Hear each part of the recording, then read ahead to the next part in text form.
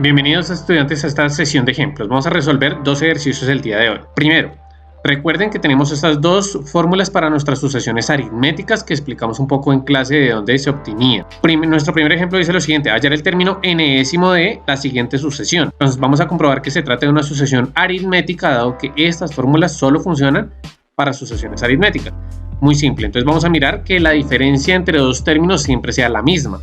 Por ejemplo, entre el 1 y el 3 la diferencia es solamente de 2 y entre el 3 y el 5 la diferencia también es de 2. Por lo tanto, tenemos una sucesión aritmética cuya diferencia es igual a 2.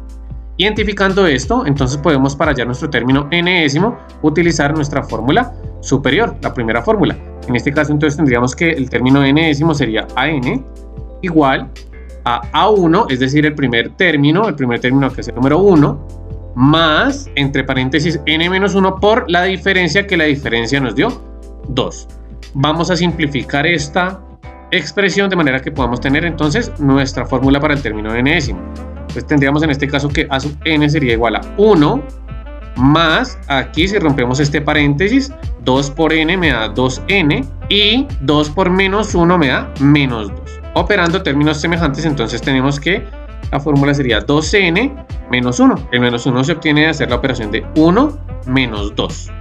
Esta entonces es el término enésimo de nuestra sucesión. Podemos comprobar. Si cambiamos n por 1, 2 por 1, 2, menos 1, 1, justamente nuestro primer elemento.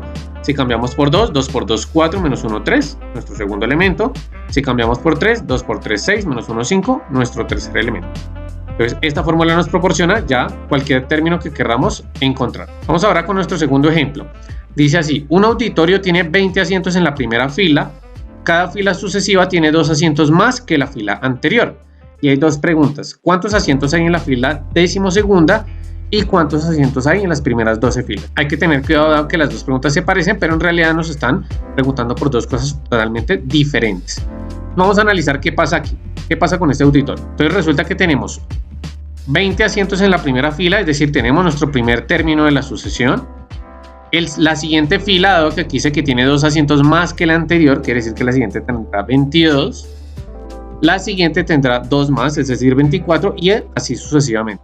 De manera que nos encontramos ante una sucesión aritmética cuya diferencia es igual a 2. Podemos entonces determinar su término enésimo, su término general.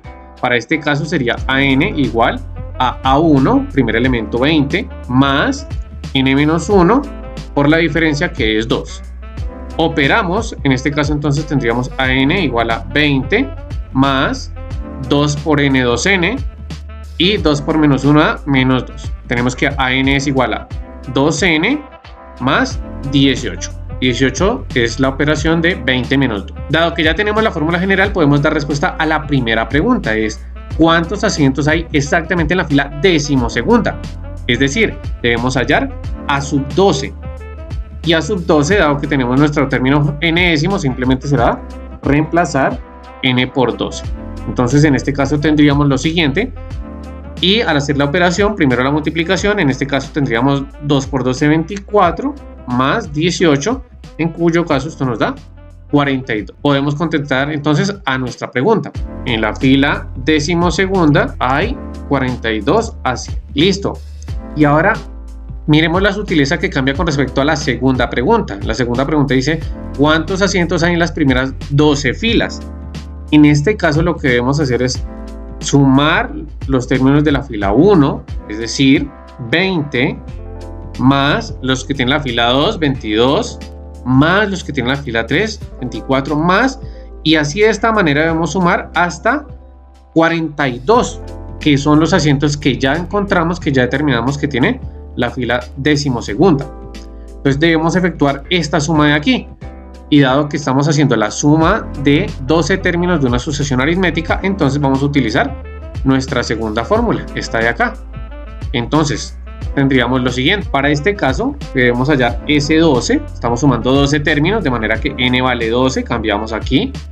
A sub 1 es el primer elemento de la sucesión, el primer elemento de esta sucesión era 20, más a sub n es el último término que vamos a sumar, para este caso el último término es 42. y efectuamos entonces esta operación de acá, 372, haciendo la multiplicación y la división entre 2. Por lo tanto, podemos responder a nuestra pregunta diciendo que en las primeras 12 filas hay 372 AC.